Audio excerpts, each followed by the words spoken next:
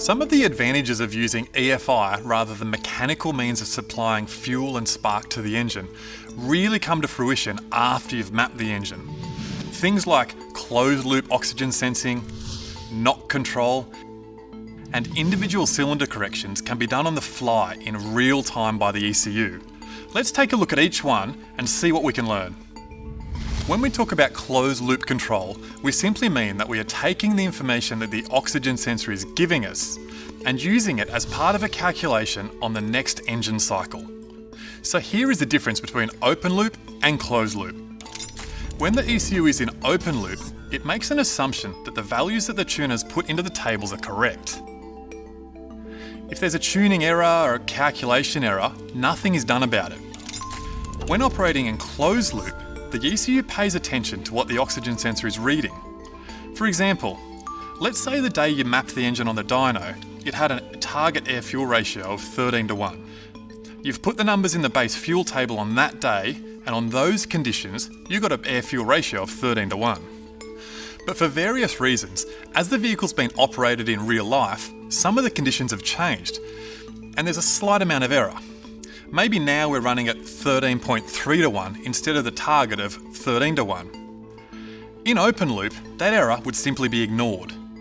But in closed loop, the oxygen sensor will be relaying that error to the ECU, and after the ECU has done its calibrations, it would then make a correction based on the amount of error.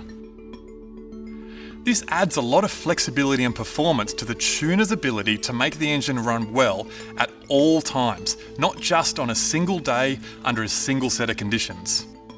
If we think about it like this, when the vehicle's tuned properly and the closed loop system is operating, there's very little need for the user to connect to the laptop and make tuning changes. Consider the vehicle that you drive to work every day.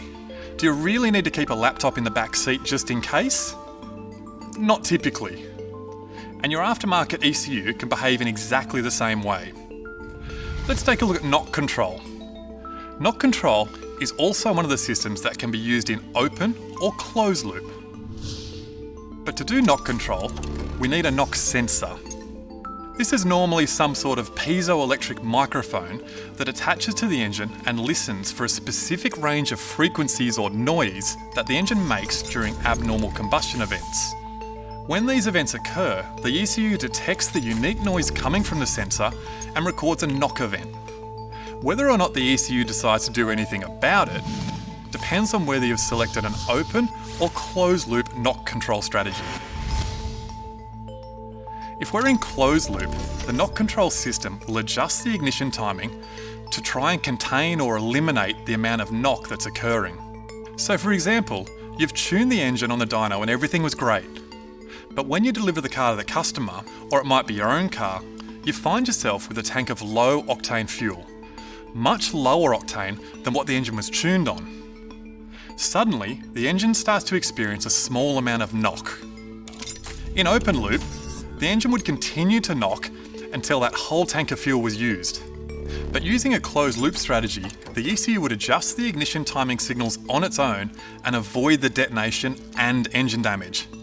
Something that a simple mistake like buying the wrong fuel could have caused. Now, consider an engine that has trouble with the distribution of air and fuel mixtures between each individual cylinder. A common example of this is a V8 engine with an intake manifold joined to a carburetor. It's fairly common knowledge that not all of the cylinders will have the same air to fuel ratio. Optimizing each cylinder's air and fuel ratio can provide benefits to both economy and performance. With an ECU, because we're controlling each fuel injector individually, we can actually treat this V8 engine as 8 single-cylinder engines, and we can choose the amount of fuel delivered or the pulse width to each injector to optimise the cylinder.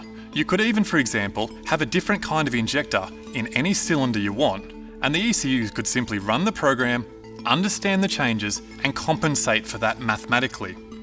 It would then deliver the correct amount of fuel to each cylinder. Same thing goes for the ignition system.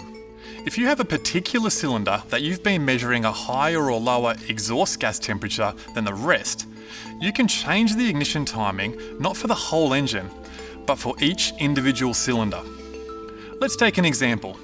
Let's say we have a high performance V8 that makes 800 horsepower. Theoretically, that means that each of the 8 cylinders makes 100 horsepower. But the reality is, most engines are never that equal. Some cylinders could be making 90 horsepower and others could be making 110. Because we have the ability to optimise every cylinder's ignition timing, we can add or subtract timing per cylinder in order to get the best results across the whole engine. This is a strategy a lot of high-level racing teams employ that simply wouldn't be possible without the advent of electronic engine controls.